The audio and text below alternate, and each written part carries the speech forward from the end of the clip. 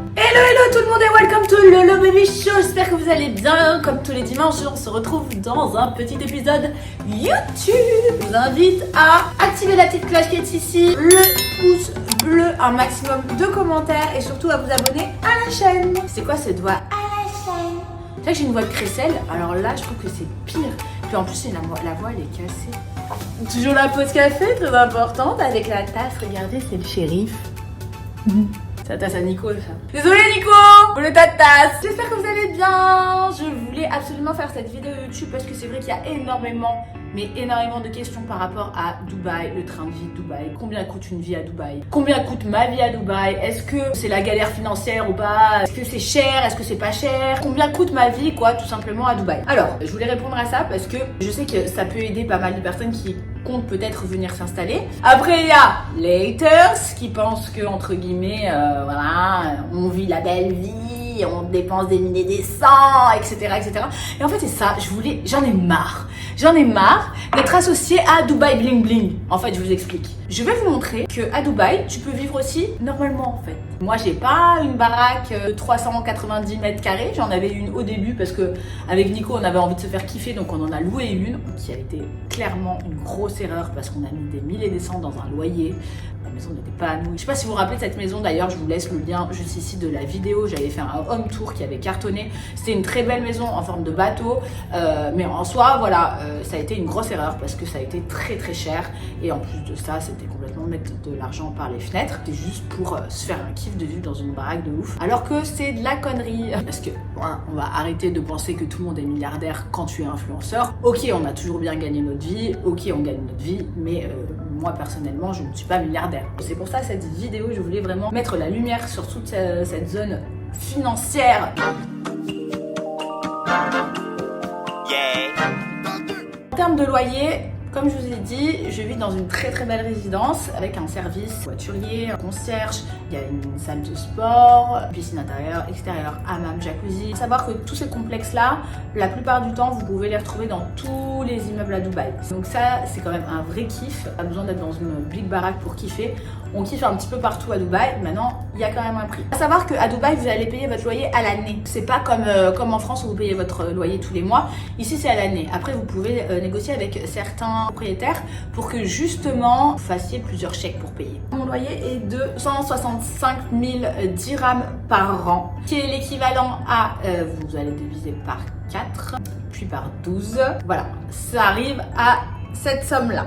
Donc à cette somme-là, pour un 4 pièces, on va dire, je trouve quand même que c'est plus ou moins correct. Vous regardez bien ce prix-là, c'est pas plus cher qu'un appartement à Paris. Vous voyez ce que je veux dire? Et je pense pas qu'à Paris offre tout le complexe que je vous ai présenté juste avant. Il faut quand même arriver à se dire qu'il faut rajouter l'électricité, à savoir que l'électricité est quand même assez chère à Dubaï. Maintenant, on va pas se mentir, hein, en France, elle est aussi, hein, elle a beaucoup augmenté, parce que moi, je vois par rapport à ma maison en France, franchement, ça coûte une blinde. C'est pas donné. Donc, en termes d'électricité, on est approximativement à 250 voire 300 euros par mois. Donc, c'est quand même une somme aussi. Aussi, il faut rajouter la AC, c'est tout ce qui est climatisation. Donc, ce n'est pas compris dans l'électricité. Donc, on va rajouter 250 euros aussi. On est d'accord, là, on a été dans les gros mois de chaleur. Maintenant, ça va commencer à descendre et je vais payer beaucoup moins cher. Ensuite, ici, nous avons l'eau. Donc, à savoir, l'eau chaude à Dubaï est payante. Donc, mais c'est une petite somme dérisoire. J'en ai pour 25 euros. Ça, on va dire, c'est tout pour les frais fixes de la maison. Il y a aussi, je vais vous emmener avec moi, les courses. Je vous emmène également à la crèche de mon fils, parce que ça aussi c'est un budget. L'éducation ici à Dubaï, c'est assez cher. Je vous emmène aussi pour tout ce qui est rendez-vous médicaux. À savoir qu'il faut quand même une grosse assurance ici. Comme vous le savez, il n'y a pas d'assurance maladie, donc il n'y a pas de carte vitale. Donc c'est à vous de prendre votre propre assurance. Et tout ce qui est essence et frais du quotidien. Je viens d'arriver à la crèche de Zouzou. Je vous montre. Donc pareil, la crèche, vous avez les packaging, hein, soit 3 jours semaine, soit 5. Moi, il est à 5. Donc c'est une petite crèche comme ceci, super familiale. C'est une crèche française. C'était important pour moi qu'il soit dans une crèche française parce que j'avais vraiment envie qu'il puisse bien apprendre à parler français pour ensuite parler anglais. Bon, il parle les deux langues, hein, mais je vais vous montrer un petit peu comment... Voilà, c'est très... C'est très familial, c'est très mignon à l'intérieur. Je vais vous montrer aussi l'intérieur. En termes de prix, on est à 3 000 €, donc à peu près 1 000 € par mois. Je paye 3 000 € tous les 3 mois. Voilà, pour 5 jours de crèche. De 8h30 à 15h. C'est un peu cher, mais bon, en France aussi, on est fini. Regardez, au niveau de la déco, c'est toujours trop cutie. Là, on est en novembre, donc du coup, ils ont fait la décoration Halloween. Oh, mon bébé! Coucou, mon amour! Je vais le manger! Bon, je viens d'arriver à la station essence, alors ça c'est vraiment, on va dire, point fort, hein, on va pas se mentir. Concernant la voiture, je fais un plein à peu près, donc là on va le faire ensemble.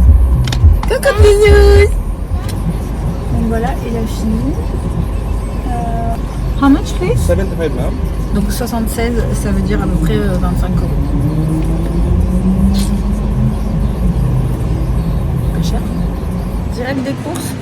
Comme je vous disais, par rapport au prix ici, alors il y a la plupart du temps la plus grande chaîne qu'il y a donc sur Dubaï, c'est Carrefour. On va dire que les prix sont approximativement comme chez nous, mais je vais vous montrer combien coûte on va dire un plan de course ici. À savoir que moi je jongle avec 2 magasins, Carrefour et Viva. Viva qui est l'équivalent, je vais vous emmener aussi, de Lidl. Pourquoi aller chez Viva? Parce que simplement il y a des choses qui sont beaucoup plus intéressantes, beaucoup moins chères, et surtout il y a plein de produits français.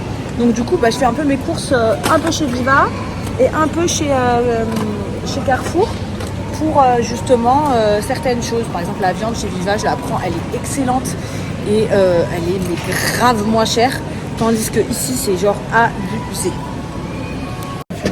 Non. Carte 736 dirhams. Donc on va diviser par 4. À peu près, un peu moins. Voilà, c'était le moment de faire les comptes. Donc en gros par mois, je vais dépenser ça pour les frais fixes. Alors à savoir qu'on parle pas non plus de tout ce qui est loisirs, etc., etc. On va dire que le train de vie, il est cher. Parce que sur certaines choses c'est cher, mais par exemple les courses, comme vous pouvez le voir, c'est pas non plus beaucoup plus cher qu'en France. Je paye la sécurité. Je vais être franche avec vous, je paye la sécurité. J'aime me sentir pleinement en sécurité. J'ai toujours vécu dans des pays où c'était... J'ai grandi au Maroc, donc au Maroc, savoir que c'était très safe. J'ai jamais eu de problème au Maroc. Et malheureusement, malgré que le risque de me faire taper sur les doigts, je trouve qu'en France, il y a un grand manque de sécurité. Et c'est omniprésent et c'est de plus en plus. Et c'est quelque chose qui m'angoisse.